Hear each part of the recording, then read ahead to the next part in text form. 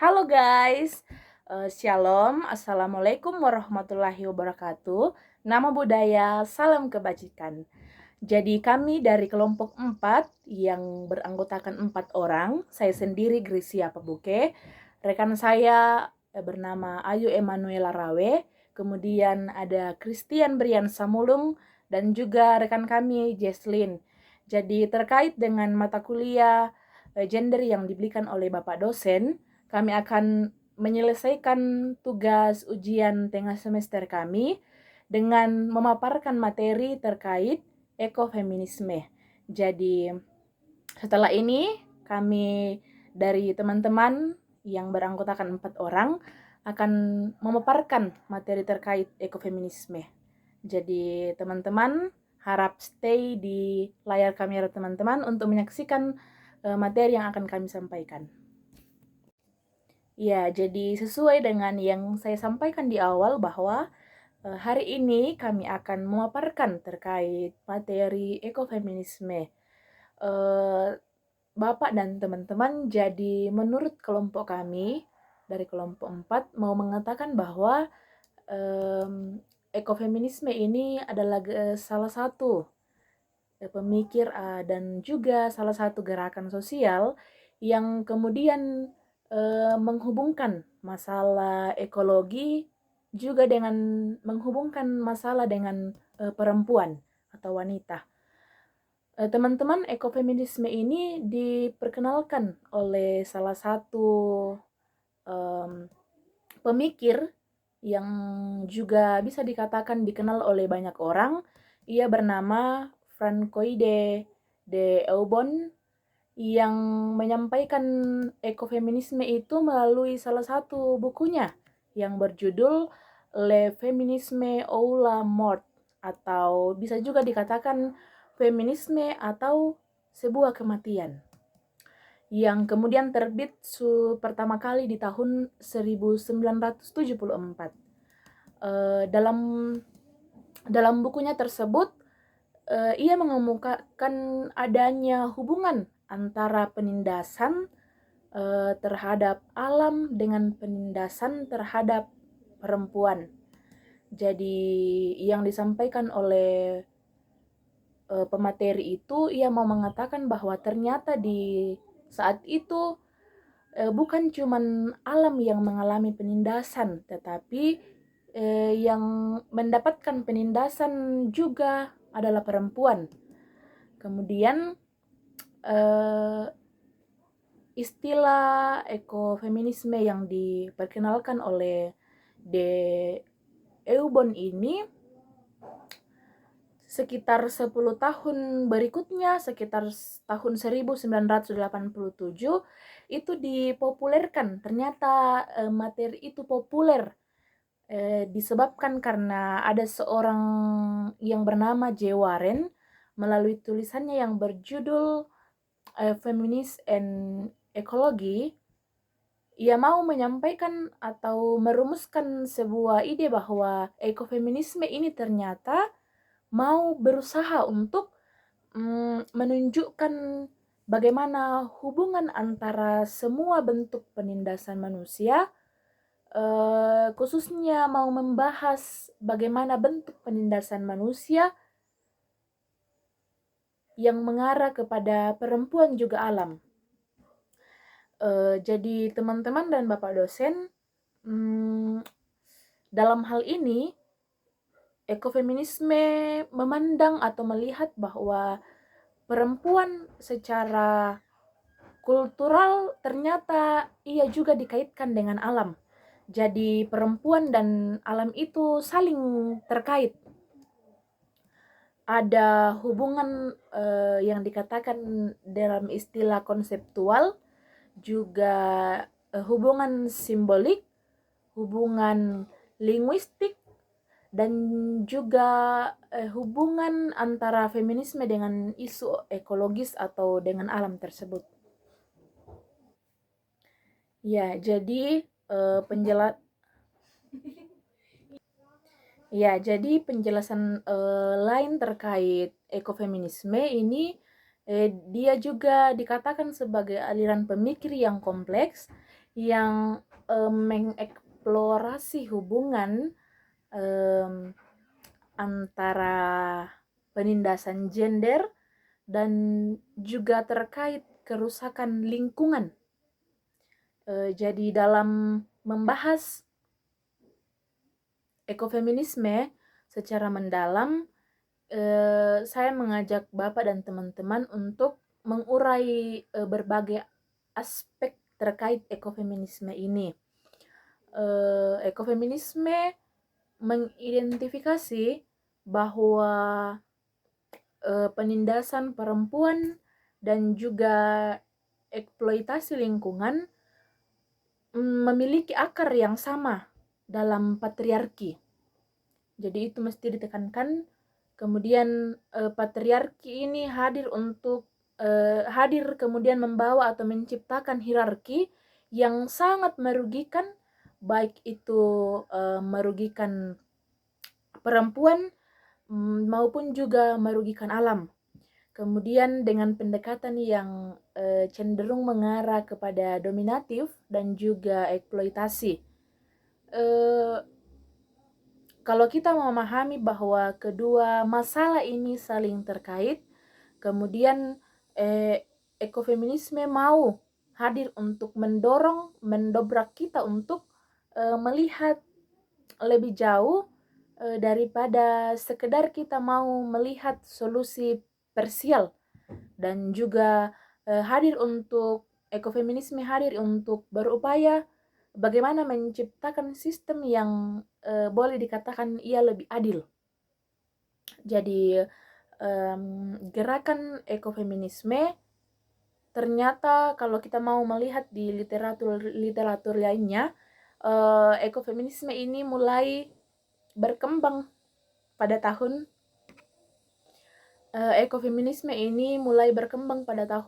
sekitar tahun 1970-an, seiring dengan munculnya gerakan feminisme dan kesadaran lingkungan.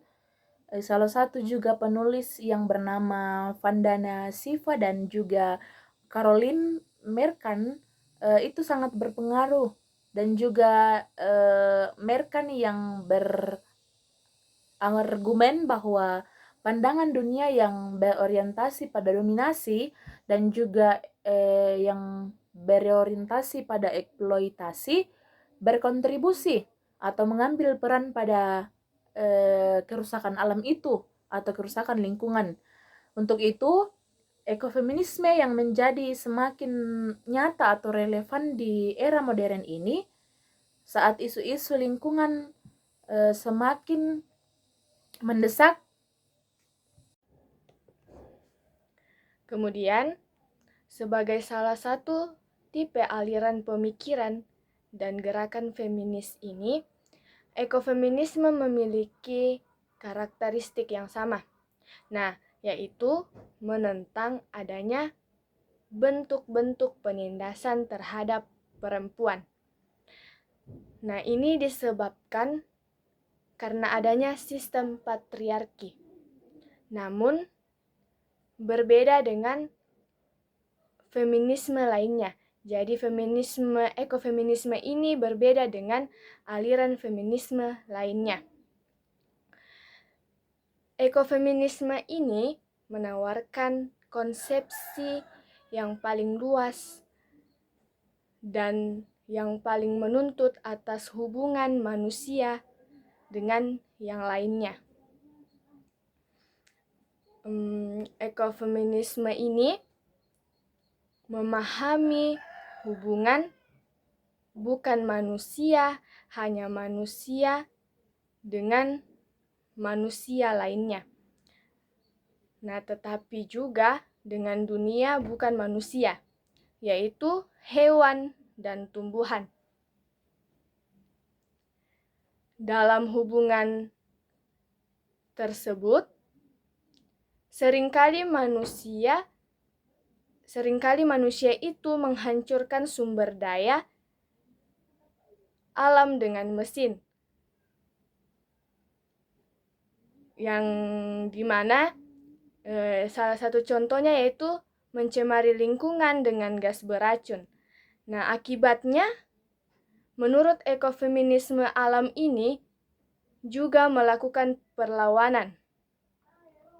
Nah, sehingga setiap hari manusia pun termiskinkan dengan sejalan yaitu dengan penebangan pohon di hutan dan kepunahan binatang spesies demi spesies. Nah, untuk menghindari terjadinya hal tersebut, maka menurut ekofeminisme manusia itu harus memperkuat hubungannya satu dengan yang lain dan hubungan dengan dunia bukan manusia, yang dimana hewan dan tumbuhan. Nah, sama halnya dengan feminisme yang berkembang menjadi tipe aliran pemikiran, di sini ekofeminisme juga bukan suatu aliran pemikiran dan gerakan yang tunggal. Tetapi di sini ada beberapa aliran ekofeminisme. Paling tidak itu salah satunya itu menurut Rosemarie Putnam Tong pada tahun 2006. Di sini ekofeminisme alam, ekofeminisme spiritualis, dan ekofeminisme sosialis. Nah, tiap aliran ekofeminisme tersebut memiliki kekhasannya atau khasnya masing-masing. Nah, di mana dalam memahami hubungan antara manusia dan terutama sendiri itu pada perempuan dengan alam. Nah, berikut ini di sini dijelaskan, diuraikan perbedaan dari sejumlah aliran ekofeminisme tersebut. Nah, yang pertama itu ekofeminisme alam. Nah, dijelaskan di sini ekofeminisme alam ini dikembangkan oleh Marie Daly melalui bukunya Ekologi dan Susan Griffith yaitu Woman and Nature. Nah, di sini ekofeminisme alam ini menolak inferioritas yang dimana diasumsikan atas perempuan dan alam, serta superioritas yang dimana diasumsikan laki-laki dan kebudayaan. Nah, ekofeminisme alam ini di sini memandang bahwa alam atau perempuan itu setara terhadap dan barangkali lebih baik daripada kebudayaan atau laki-laki. Nah, namun selain itu, nilai tradisional perempuan itu bukanlah nilai tradisional laki-laki yang dapat mendorong hubungan sosial yang lebih baik dan cara hidup yang tidak terlalu agresif dan berkelanjutan. Nah, ekofeminisme yang selanjutnya itu ialah ekofeminisme spiritualis. Nah, di mana di sini itu dijelaskan ekofeminisme ini dikembangkan oleh Starhawk dan Charles Pretnach.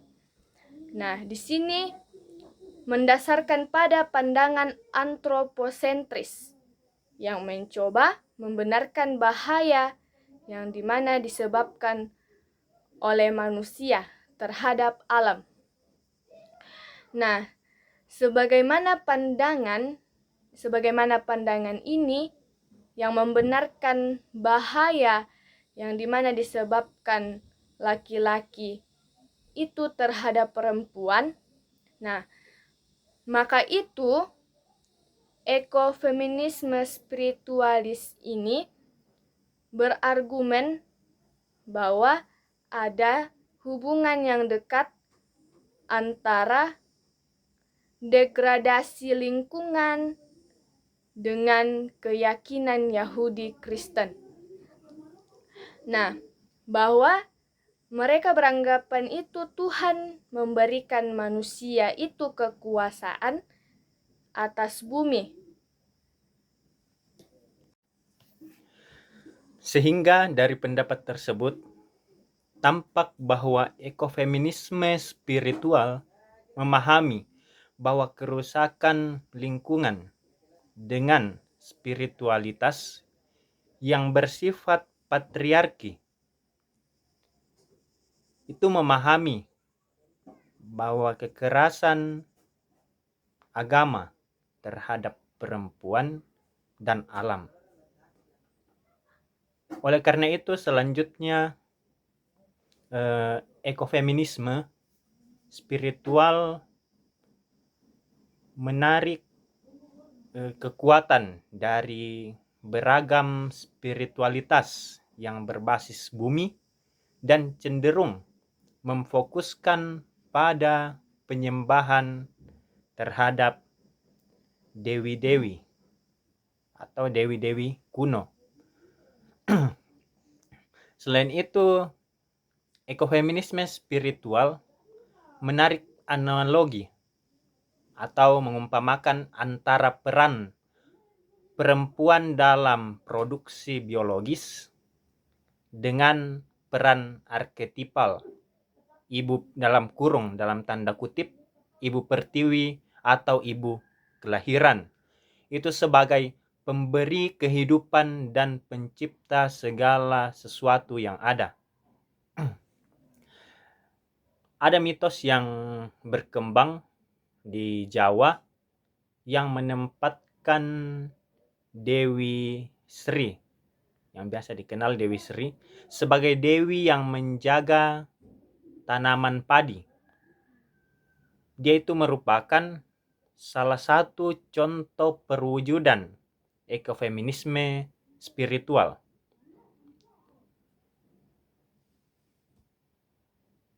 Ekofeminisme sosialis berusaha menghilangkan penekanan terhadap hubungan antara perempuan dan alam atau alam dan perempuan. Ada beberapa pemikir terkait dengan ekofeminisme sosialis. Yang ketiga mencoba menjelaskan hubungan antara alam secara berbeda-beda. Contohnya seperti Dorothy Dinnerstein, kemudian Karen J. Warren, Maria Mies, Vandana Shiva, dan masih banyak lagi. Jadi menurut Dorothy, yang merupakan salah seorang tokoh ekofeminis sosialis, dia berpendapat bahwa untuk mengakhiri operasi terhadap setiap orang dan segala sesuatu yang selama ini tidak lagi dihargai, itu harus dihancurkan berdasarkan pemikiran dikotomi dari Barat tentang perempuan dan laki-laki atau antara laki-laki dan perempuan. Jadi menurutnya usaha untuk meminggirkan atau memarginalkan perempuan dan alam dari laki-laki dan juga termasuk kebudayaan telah menyebabkan kita bukan saja mencederai atau melukai dan mengeksploitasi perempuan serta membatasi dan mendeformasi laki-laki, tetapi juga mendorong untuk terus berjalan menuju pembunuhan, menuju pemusnahan, menuju penghilangan terhadap ibu yang paripurna,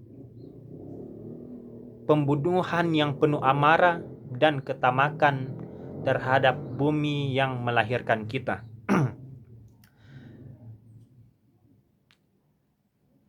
Jadi untuk mengakhiri hal-hal yang seperti itu,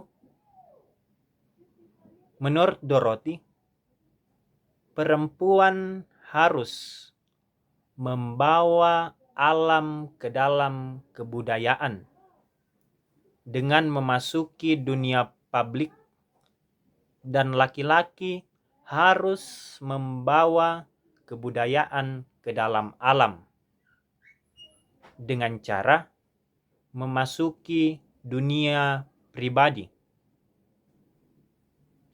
Sehingga sekiranya melalui cara-cara yang seperti itu, maka laki-laki dan perempuan atau kebudayaan dan alam menjadi satu, tidak tercerai-berai. Dalam menjelaskan hubungan antara alam dan perempuan,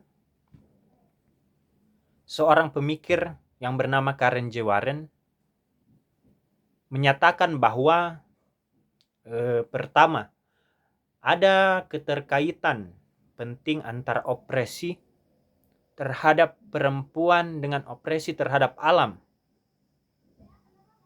Kemudian yang kedua, terdapat pemahaman bahwa alam dengan keterkaitan ini adalah penting untuk mendapatkan pemahaman yang memadai. Memadai atas apa? Atas opresi terhadap perempuan dan juga termasuk opresi terhadap alam. Jadi itu poin yang kedua. Kemudian poin yang ketiga, teori dan praktik feminis harus memasukkan perspektif ekologi. Jadi tidak sekedar praktik feminisnya, tetapi juga harus ada perspektif ekologis atau alam. Kemudian yang keempat, pemecahan masalah ekologi harus menyertakan perspektif feminis. Selain Dinnerstein dan Warren, pemikir ekofeminis sosialis lainnya yang juga terkenal dalam konteks ini kebudayaan Indonesia, kita bisa menyatakannya yaitu yang pertama Maria Mies dan yang kedua Vandana Shiva. Kedua pemikir ini mengamati bagaimana orang dalam sistem patriarki kapitalis cenderung teralienasi dari segala sesuatu, yaitu produk dari kerja mereka. Alam satu sama lain, bahkan juga dirinya sendiri, sehingga manusia seringkali terlibat dalam perilaku yang aneh. Jadi menurut kedua pemikir ini, perempuan hendaknya memotivasi dan juga bekerja sama dalam melawan sistem patriarki kapitalis dan isme-isme lainnya yang terkait dengan termarginalkan mereka. Perempuan harus memimpin perjuangan untuk menyelamatkan dasar-dasar kehidupan dimanapun dan kapanpun. Kepentingan militer dan atau industrial yang mengancamnya. Jadi untuk menjelaskan bagaimana kaum perempuan saling bekerja sama dalam menyelamatkan dasar-dasar kehidupan.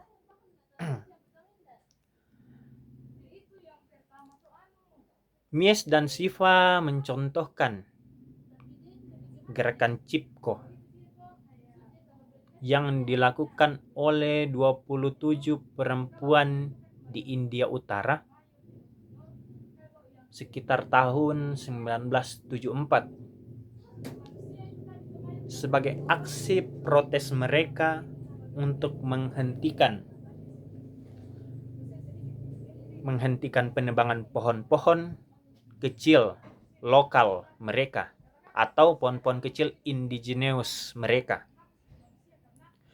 Mereka memeluk pohon ketika mesin-mesin pemotong mencoba memotong pohon tersebut yang akan digantikan oleh tumbuhan impor.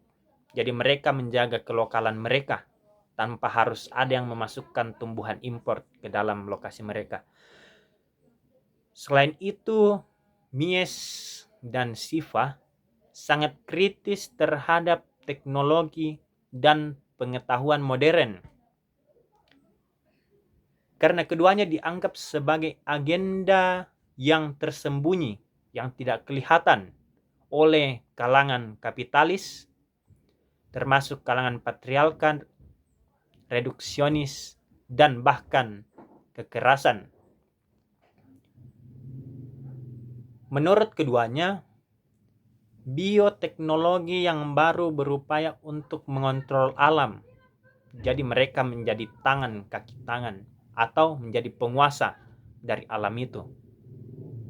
Dan teknologi reproduksi yang baru berusaha untuk mengontrol kesuburan perempuan. Dan ini tentunya memiliki dampak yang sangat buruk bagi alam dan perempuan. Nah, sehingga dari apa yang telah mereka nyatakan, tampak bahwa ekofeminisme berada di dalam dua disiplin yang saling berkaitan, yaitu ekologi. Yang pertama yang memfokuskan perhatian pada isu-isu alam dan lingkungan. Kemudian feminisme yang memberikan perhatian secara khusus pada isu-isu gender. Nah, sebagai aliran pemikiran dan gerakan sosial ekofeminisme mengidealkan adanya sikap dan tindakan manusia yang memberikan perhatian terhadap alam dan perempuan. Jadi dua-duanya diberikan perhatian secara utuh. Alam diartikan sama halnya dengan perempuan. Jadi alam itu hidup dan mereka bukanlah suatu benda mati. Bukan juga dapat disebut sebagai objek yang boleh dan layak didominasi dan dieksploitasi. Oleh karena itu, dalam berinteraksi dengan alam dan perempuan, kita harus menekankan harmonisasi, harus menjaga harmonisasi, dan sangat tidak dibenarkan menganggapnya sebagai inferior dan subordinatif. Baik, kita masuk ke dalam kesimpulan. Ekofeminisme memberikan perspektif yang sangat penting dalam memahami krisis ekologi dan ketidakadilan gender yang saling berkaitan, dengan menyoroti bagaimana penindasan terhadap perempuan dan eksploitasi alam berjalan beriringan dalam sistem patriarki dan kapitalisme. Ekofeminisme membantu kita melihat bahwa permasalahan lingkungan bukan hanya isu teknis yang bisa diselesaikan dengan teknologi atau kebijakan saja. Sebaliknya, krisis ekologi adalah manifestasi dari ketidakadilan struktural yang lebih luas, yang melibatkan hubungan kekuasaan antara laki-laki dan perempuan, serta antara manusia dan alam, di mana krisis lingkungan bisa diatasi dengan cara-cara yang juga memperjuangkan hak-hak perempuan.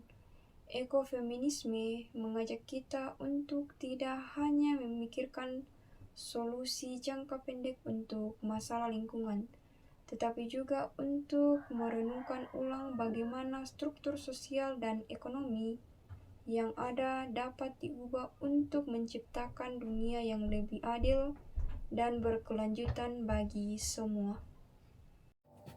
Ya, jadi teman-teman, demikianlah pemaparan materi kami terkait materi ekofeminisme. Kurang dan lebihnya mohon dimaafkan dan sampai jumpa. Shalom.